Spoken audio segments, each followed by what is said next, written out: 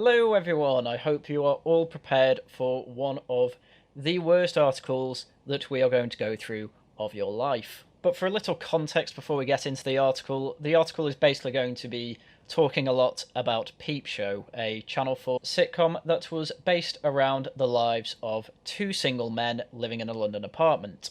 Think of it almost like a 2000s English Odd Couple, with David Mitchell's character Mark Corrigan being the normal, straight-up guy who just wants to get through his office job and enjoy his hobbies of reading history and doing wargaming, while Jeremy, the character on the left, is basically the slob, the lazy scrounger who can never have a normal job for more than a few months, and instead scrounges off his family and anyone he can to try and get through life. And if you've not seen the show before, I highly recommend you watch it. It's probably one of my favourite sitcoms ever made. Those in the UK can watch it for free on all four, or I think it's on the British Netflix as well.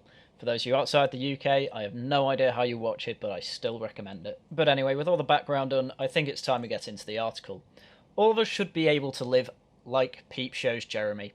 The British sitcom Peep Show depicts the life of a 2000s unemployed guy who lives comfortably. Today, austerity has all but destroyed the possibility of such a slacker lifestyle, an option we all deserve. Now again, this is one of those videos where I am reading the article for the first time. I have no idea what's going to come out of this article. But from the start here, I would expect this from something like The Onion, but Jacobin's actually quite a serious left-wing magazine, so let's hear what they have to say. The point of Peep Show is that both its protagonists, Mark Corrigan and Jeremy Usborne, are abject and despicable losers. Yet watching it recently for the first time in years, I felt a trance of envy. Jeremy is an unemployed slacker, and yet his life, while bleak, holds an unintentional allure. I too would like to have a recourse to a nest egg or free accommodation, but none of my friends are rich enough for me to mooch off. Again, this still sounds... This is written at the same time like it's a joke, but that they're serious at the same time. It's a really weird way of writing. My parents, while middle class, are too Presbyterian to fund my efforts to make it as a DJ.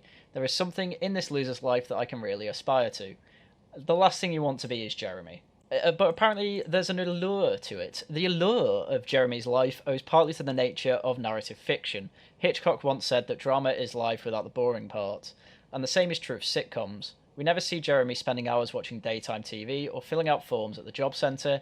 Instead, he takes drugs, goes to the pub, has escapades, and persuades a series of disastrous love affairs, all of which seem preferable to working.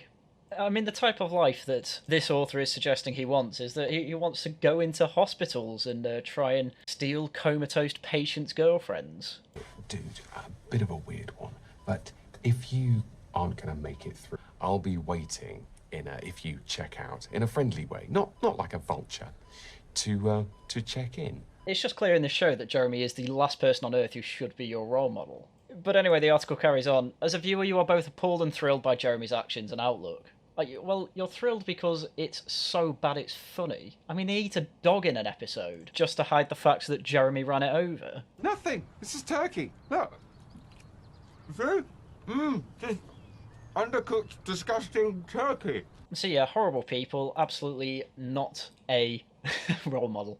Craig Telfer, co-host of the Review from Terrace podcast, which recently reflected on Peep Show, told me, appalled that someone so selfish, reckless and impulsive can coast through life with no consequences for their actions, but thrilled because in some way, because you wish you could be like that too, untethered from the real world. It sounds horrific. As I was watching, it occurred to me that the life that Jeremy leads is no longer possible. I understand that Peep Show is a sitcom rather than a Ken Loach film, and the situations are portrayed may have been unrealistic at the time it was written. But as work of social satire, it was surely responding to something. Jeremy must have been a recognisable archetype. I'm not sure that he is today, or at least not in the same way. Which unironically screams to me that maybe benefits have been cut. Anyway, they first get into this section, Love on the Dole.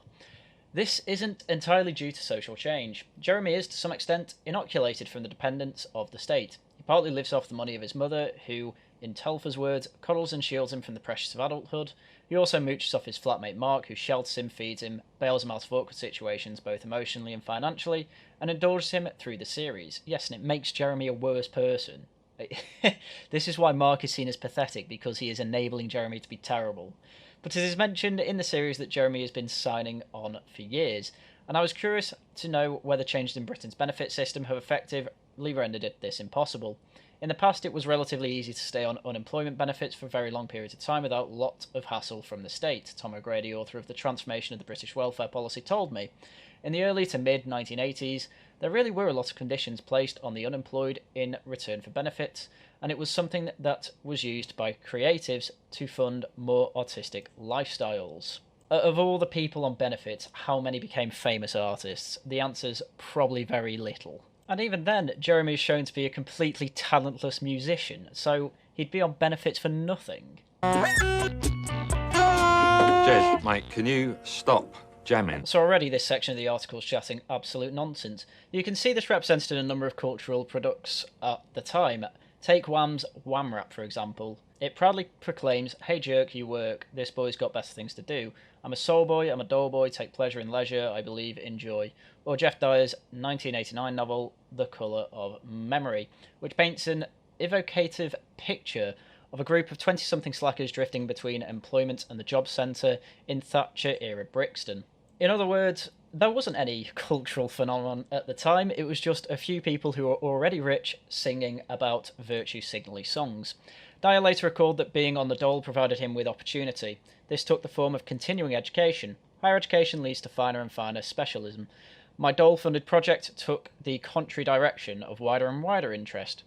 Beyond culture, I've lost count of the times someone in the generation or two above me has waxed lyrical about how easy it is to sign on in the 80s, and what a pity it is that people my age can no longer do the same. Incredible. I'm here, working a job 9 to 5, and trying to find time for my interests in between. I taught myself economics during that time. I taught myself and expanded my knowledge in many other interests in that time, and I didn't need to be on the dole. It's incredible that these people think they should be paid to lounge about and read books or watch YouTube. The benefit system had already changed by the New Labour era, and the arrival of Peep Show, according to OGrady. In the late 1980s, Thatcher began to tighten up the conditions for benefits, introducing mandatory interviews at job centres and requirements to actively seek work, although these weren't stringently policed. According to OGrady, it was really in 1996 under John Major that things got tough. This is when unemployment benefits were renamed Job Seekers Allowance. The name is telling, effectively rebranding the unemployed as people looking for work. Which, why should you be paid for being unemployed? Madness. This limited most unemployment benefits to a period of only 6 months and introduced stronger conditions such as having to attend training if no job was found quickly and having to go to regular interviews at the job centre, i.e. you were paid to at least look for a job. Most importantly, this introduced sanctioning. People who failed to meet conditions could have their benefits withdrawn for several weeks and be left destitute. Well, I'm not being funny, but having to do some training and go to a couple of interviews, I think is worth not going into destitution. In other words, yes, I am directly saying if you can't be bothered to go to a job seeker's interview, you don't deserve money. And I do get slightly more confused as this article goes on. Death of a slacker. So by 1996, Jeremy's lifestyle was already becoming harder. But when Peep Show was released in 2003, it wasn't yet an outlier. A year before, we saw the release of the song Has It Come to This by the Streets, which featured the refrain, sex, drugs and on the dole. In many ways, it was New Labour which really put an end to the dole artistic complex.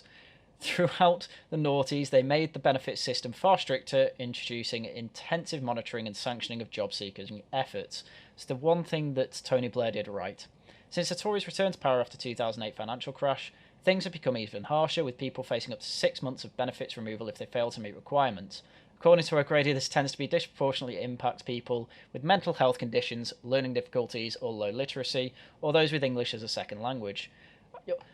If English is people's second language, then more than likely they are immigrants. Why are immigrants getting money out of our benefit system? I mean, bad health conditions and learning difficulties. All right, maybe there's some reason to give them benefits for that. I can see the reasoning behind that.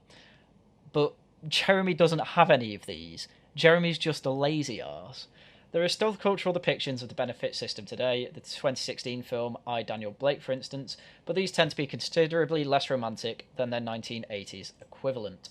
And that's probably because in the 80s it was genuine counterculture to actually say, oh, I'm proud to be on the dole. Most people in the 80s probably voted Thatcher in 79 and beyond in the further elections because they didn't like the idea of people being on the dole for doing absolutely nothing. But I've been saying it a lot recently, if the worst types of people I know are massively against a political position, that political position is probably correct. This whole article started off with, you know the worst person from Peep Show? We want to be like that. By the way, Thatcher bad. If that doesn't tell you Thatcher good, I don't know what does. At this point, anyone on universal credit is required to spend 35 hours per week searching for work and retraining or face sanctions. This even applies to part-time workers, OGrady said, all of which means that it is now effectively impossible to live on benefits and pursue creative projects, as Jeremy did with little to no success. This YouTube channel has been a creative project. Do I deserve just to be on the dole and make the... Ironically, I'd be making videos going against the dole. That'd be silly of me. But still, should I be on the dole to do nothing but make videos about how people shouldn't be on the dole? I've realised I've said on the dole quite a lot for the Americans out there. I don't know why I'm only saying this now. But the dole basically means benefits or state welfare. That's all the dole means. It's money you get from the state. Combined with soaring housing costs and the end of squatting, the slacker had effectively been killed off. Thank God. However unrealistic Jeremy's lifestyle might have been when Peep Show first aired, it is now in the realm of almost total fantasy. Nobody could be a benefits-funded layabout like Jeremy anymore, said OGrady. Welfare reforms have rendered that stereotype out of date. It's still possible to scrape by in a city like London on a low income, but doing so will require you to spend all your time working.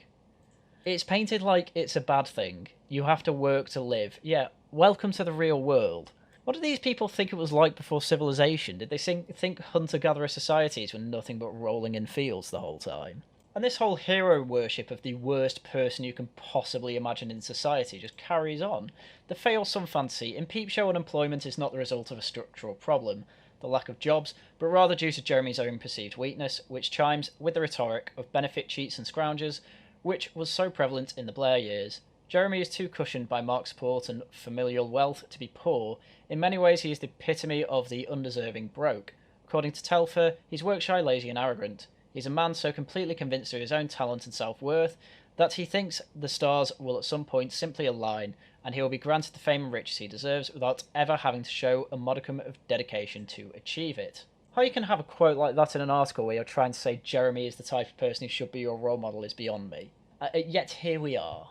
Oh my god, it gets better. They actually seem to turn on hero worship halfway through the article. Because he's so unpleasant and so privileged, it's hard to defend the right to live as he does, but I think we should. Oh my god. An effective and compassionate benefit system ought to accommodate people who we might not think of as particularly deserving of sympathy. State support should not be contingent on moral virtue. It is better to be too generous than too parsimonious. Incredible. He's the worst person I know, and he's really work shy. But we should still fund his non-projects. Thanks to the death of the slacker, the contemporary archetype Jeremy most resembles is Failson, someone with rich parents who fails to parlay their inherited advantages into their own success. The Failson is a comforting fantasy of meritocracy, revenge against nepotism. But past a certain level of wealth, it is impossible to truly fail, because money protects against consequences of failure. They're writing this like this is a good thing, like you should be protected from the consequences of failure. No, you fail at something, you've got to deal with the consequences. It's how the world works. Success is built upon many, many failures. Success is a consequence of failure. So if you're protected from other consequences of failure, obviously you're never going to succeed. I mean, they're saying that a man who is in a job interview for a guaranteed job who acts like this... Got to do something. Are you okay? Don't get me wrong, I'm sympathetic to the work shy, but my god, I would never do something like that in a job interview. Jeremy offers a similarly comforting fantasy, the idea that not everyone who is afforded unfair advantages is blessed with the talent and discipline to take advantage of them. In extreme cases, a meritocratic safeguard kicks in, but perhaps the most unrealistic aspect of Peep Show is that a talentless buffoon with a trust fund did not in fact achieve greater success within the British media. I like how an alternative magazine like Jacobin is now saying this. This is just the politics of envy in an article. Many of us know people like Jeremy, people who are middle class, university educated, long-term unemployed and supported by their wealthy parents. It's easy to scoff about fail sons, but the ones I know are largely sad stories. Men in their 30s who spend all their time watching conspiracy theory videos on YouTube, and people who want to pursue some passion or other, but never get round to doing it because they are depressed, anxious, or smoke too much weed. I can guarantee it's probably mostly that last one. But this is what I absolutely love about this article. They're constantly saying, oh, we all should have lives like Jeremy. Jeremy's life should be the one that we are all allowed to do. And then they just have to accept in this paragraph that actually most people who are like Jeremy are actually sad, washed up failures. But I feel sympathetic for them, so let's give them money. Now, how about you give them your own money? I am not funding these failures. Why would I give my money or want to have my money taken from me and given to these scroungers? Please answer me. They are the privileged, and their lives would be hard without a parental safety net, but few would envy them. It doesn't matter how wealthy you are, if you can't even pretend to have a career, there remains a high social cost to not working. You can see that at play in Peep Show too. Jeremy often seems tortured by a sense of exclusion from the class of fashionable creatives to which he feels entitled to belong. It doesn't matter that he is shielded from the worst effects of poverty, no one is immune from being harmed by the high levels of status which we assign to work. It's also more likely as well because he's a very talentless musician. Basically, they are referring to this scene. Maybe you should just mess things up a bit. Sorry? I mean, don't you think it'd be better if the sound was more sort of like Kazow! Obviously, I have to cut these scenes down so that YouTube doesn't copyright strike me, but that goes on for a while, with him just saying that the band's music is drab and boring, while really giving absolutely nothing productive to the musicians, while he is basically there as a runner. Needless to say, he gets fired later in the episode. Okay, Ron. No, that won't be necessary because I'm going to be leaving the premises immediately. Thank you, Ron. So as you can see, Jeremy just didn't recognise that he was a nobody in the music industry, but still thinks he was. And for the reason for that is because he just doesn't live in the real world, basically. What this article is saying is that people should be allowed to not live in the real world, and that's just insane. And even then he has to be told by his friends that his jamming isn't good. You can't stop someone from jamming. That's against jam law. Dude, that's not jam. That's just total fucking marmalade. Anyway, in defence of indolence, if Jeremy's lifestyle is no longer achievable, if it is really no longer possible to slack off, does that even matter? He's hardly an advert for a peaceful and contented rejection of ambition, but something valuable is lost if people no longer have the opportunity to drop out, both as an individual level and for the culture at large. Man, you had a chance in, like, the 70s to do it. You had a chance of, like, 10 years, and then, to a lesser extent, since then, you also have, as long as you go to a couple of interviews a week. But when it comes to this, it's, no longer do we have a chance to drop out. You never had the chance to drop out. Do you know what happened in the 1700s if you dropped out? You died. And yeah, at least people aren't dying when they drop out now, but you shouldn't be able to fund them a healthy lifestyle. As this has become harder, the creative industry has become increasingly dominated by private school alumni, which isn't coincidental. Shutting down the possibility of a life like Jeremy's does exact a social cost. Not only will this thwart people who are genuinely talented, but it is also inseparable from measures which punish people in less fortunate circumstances. Beyond the various reasons why people are unable to work, anyone who wants to should be able to slack off their job and still be able to survive. Anything else is a form of servitude, the essence of why capitalism forces us to live for work. Again, it's like they think hunter-gatherer societies was just actually everyone rolling in fields the whole time and creating cave paintings. It's crazy. Oh, this is a form of servitude. You're literally a slave. No, you're just gonna die if you don't do anything. That's been true all the time. And even so, I love how this article admits that Jeremy isn't that talented a musician, and that absolutely every example of Jeremy in real life that he can think of isn't talented either. Basically, it looks like we've lost absolutely nothing. Anyway, let's finish off this bollocks. For me, the loss is both cultural and psychological, says author Josh Cohen, who is in Not Working, Why We Have to Stop, argues against the cultural imperative to produce, and in Losers examines the role of the archetype of a loser plays in the cultural and politics. This creates a consensus that all time must be put to work, that time, hours or days or weeks or months not dedicated to purposive, productive activity is time wasted, a judgment that soon extends to the people or wasters themselves. Nobody thinks that. In fact, people are quite happy to move to a 4-day week. I know people who are quite happy to either never go in an office again or to lose a day of work to have a slightly lower pay, because a lot of people realise that you don't have to live to work. And working 35 to 40 hours a week isn't a bad thing. Most people do it and still have lives.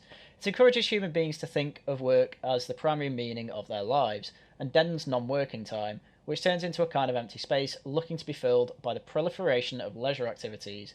It's no accident that the demonisation of non-work coincides with the rise and ubiquity of the smartphone. I think it's also socially and politically impoverished to refuse to see any value or benefit in our non-working selves, as though only productive work legitimises our existence. Get a job, you lazy bastard.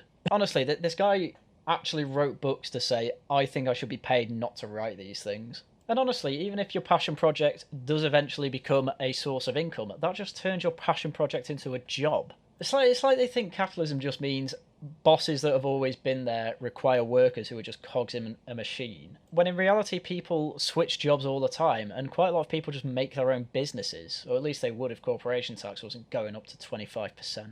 If there is any value in indolence or in having time to spend on creative projects, this shouldn't be the exclusive preserve for the elites. In an ideal world, there would be a safety net for everyone, including the people who just can't be bothered. Some people, myself included, really are lazy by disposition, but this doesn't mean they deserve to live in poverty. Actually, you do. If you can't be bothered to do anything or work, you absolutely deserve to be in poverty. Poverty is when there has been an absence of wealth creation. How do you create wealth? Well, you work or find something valuable to do with your time, something that other people value. If you're doing nothing and just being lazy and don't want to do anything, you don't deserve money. That's just the reality of it. A Jeremy-like lifestyle should be available not only to the Jeremys of the world, but to anyone who wants it. So that was this entire article. This article was actually unironically right. I understand Jeremy's a terrible person, and I understand in real life people that act like Jeremy are terrible people and don't actually do anything productive for society and just sit on their ass and smoke weed all day. But, and hear me out here, but I'm really lazy and don't want to have to bother working for Jacobin to earn money. So that's it. That's literally the article. I'm a lazy bastard. Please give me money. These people need to be mocked and kicked out of polite society as far as I'm concerned. He has no plans whatsoever to work on passion projects. He wants to do as the other Jeremy-like people in his life want to do, which is just watch YouTube videos all day and smoke weed and probably drink. So I say to those lovely people, please get up off your asses, get a job, because you're not getting any of my money. Well, that's not true. They actually are, because they're probably on benefits, but that's the world we live in. The losers have to have the easiest lives. But anyway, that's all I had for you today. I hope you found this one entertaining. I know I enjoyed going through it. But I'm afraid this is the end of the video, so as usual, thank you very much for watching, and until next time, goodbye.